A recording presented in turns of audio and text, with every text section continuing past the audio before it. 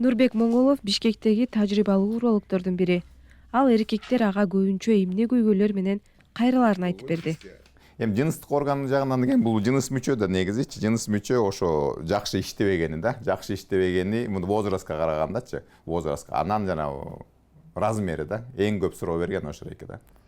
Кыргыз коомунда эркектер өздөрүнүн көйгөйүн айтып уролог дарыгерге көп кайрыла беришпейт. Мындай маданият жакшы калыптана элек.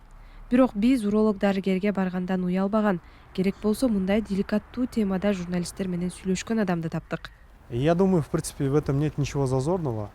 Менин оюмча урологко баруунун эч кандай уяты жок. Биздин коомдо балдарга муну үйрөткөн эмес да. Урологко баруу стоматологко же терапевтке баргандай эле болушу керек. Барбай койгон эгоисттикке жатат.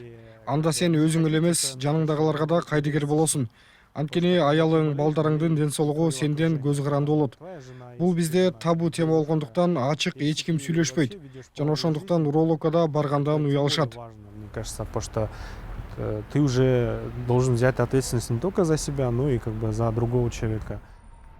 Адистер жыныстык саламаттыгына кам көрбөгөндөр улуттун саламаттыгына доо кетирет дешет. Ошондуктан Кыргызстанда мектептин программасына жыныстык тарбия сабагын киргизүү сунушун көтөрүп келатышат. Алардын айтымында эркектердин соңку жылдары импотенцияга көп кабылышы Кыргызстанда эле эмес, дүйнөдө дагы көйгөйлүү маселе. Мындай статистиканы карай келсек, 40 жашка чейин ар бир 4-чү эркекте проблема бар.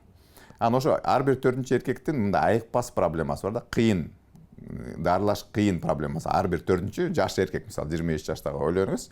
40 жаштан кийин ар бир 2-чи эркек. Мисалы мен 40тан өтүп калгам, экөөбүздү коюп койсок, бирөөбүздө ошондой проблема бар да. Бул чоң статистика да. Аз кыймыл жана ашыкча салмак эркектин урогунун сапатын бузат дейт адистер. Ошондой эле тамеки тартуу, стресс жана булганыч абанындагы терс таасири тийбей койбойт.